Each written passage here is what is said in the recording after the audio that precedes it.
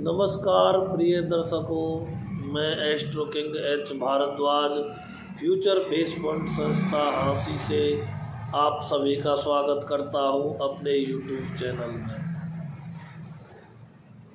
दर्शकों, आज मैं बताऊंगा कि वास्तुशास्त्र में रसोई घर की आंतरिक व्यवस्था क्या होनी चाहिए। हिंदू धर्म में रसोई घर को अन्नपूर्णा देवी का वास स्थान माना जाता है, इसलिए सर्वप्रथम रसोई की पवित्रता का विशेष ध्यान रखें। रसोई में शुद्धिकरण अवश्य रहना होना चाहिए और रसोई की दिशा का भी विशेष ध्यान रखें। अगर रसोई में वास्तु दोष है तो ऐसी स्थिति में वास्तु की दृष्टि से अनेक अशुभ फल देखने को मिलेंगे, जैसे धन की हानि होना, दिवालियापन निकलना, स्वास्थ्य संबंधी समस्याएं भी अक्सर लगी रहेंगी। जो वास्तु दोष वाली रसोई का बना हुआ भोजन ग्रहण करेगा, ऐसे व्यक्ति के पेट में अवश्य ही गड़बड़ी होगी।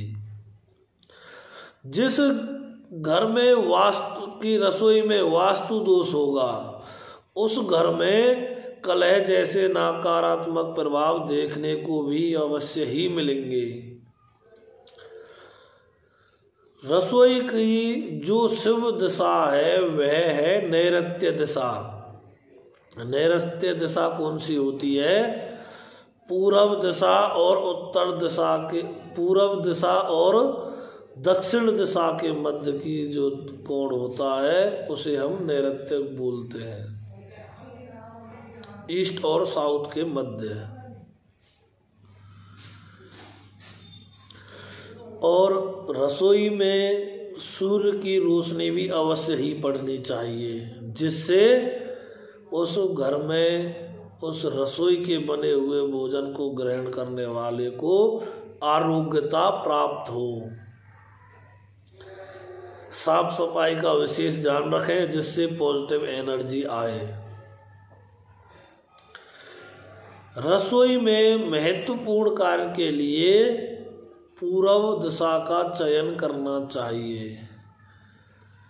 रसोई में मुख्य कार्य चूल्हे का होता है अग्नि का, तो हमेशा अपने चूल्हे को अग्नि कोण में रखें। और आजकल रसोई में सिंक की भी व्यवस्था अवश्य होती है,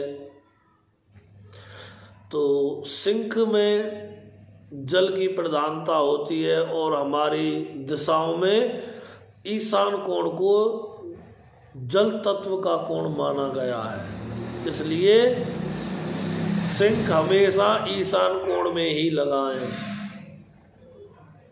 ईशान कोण कौन सा होता है? ईस्ट और नॉर्थ के मध्य, पूरब और उत्तर के बीच की जो जगह होती है उसको हम ईशान कोण बोलते हैं। अग्नि और जल में शत्रुता होने के कारण कभी भी रसोई में सिंक के पास में गैस चूल्हा ना रखें। ऐसी स्थिति होगी तो परिणाम बहुत ही बुरे होंगे। इसलिए पूरब और सिंक और चूल्हे के मध्य या तो स्पेस दे के रखें, जगह छोड़ के रखें, या फिर उनके बीच में एक पार्टीशियन बना दें। अब ध्यान देना होगा कि रसोई में किन रंगों का इस्तेमाल किया जाए, जैसे पत्थर पे हो या दीवार पे। तो इसके लिए रसोई में महिलाओं की बहुत महत्वपूर्ण भूमिका होती है।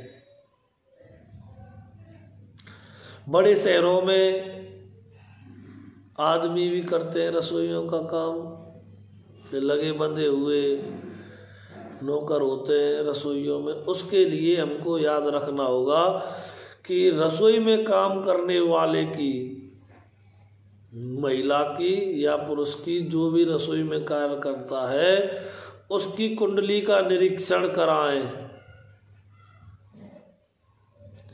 कुंडली में देखें कि सबसे अच्छा ग्रह कौन सा है। केंद्र और त्रिकोण का जो ग्रह स्वामी होगा वह राजयोग कारक होगा।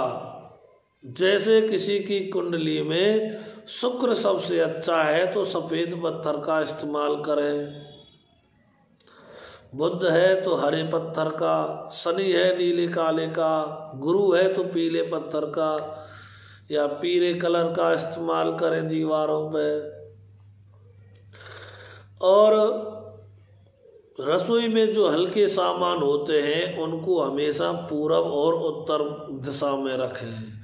जो भारी सामान है जैसे सिलेंडर हो गया, फ्रिज हो गया, इनको हमेशा पश्चिम और दक्षिण दिशा में रखें, क्योंकि ये दिशा भारी सामान के लिए होती है, दबी दशा होती है। फ्रिज को कोशिश करें कि वायव्य दिशा में रखा जाए, उत्तर और पश्चिम के मध्य। ये वायु की दिशा है। अगर वायव्य दिशा में जगह ना हो तो दक्षिण दिशा में रख सकते हैं। एक और विशेष पॉइंट है, पूजा घर कभी भी रसोई घर में नहीं होना चाहिए। अगर किसी की रसोई में पूजा घर है तो उस घर में रहने वाले लोग गर्म दिमाग के होंगे।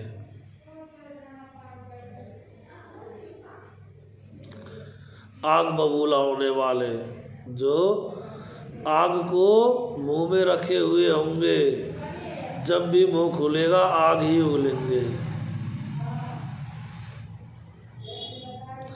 आज की वीडियो इतनी ही रहेगी प्रिय दर्शकों।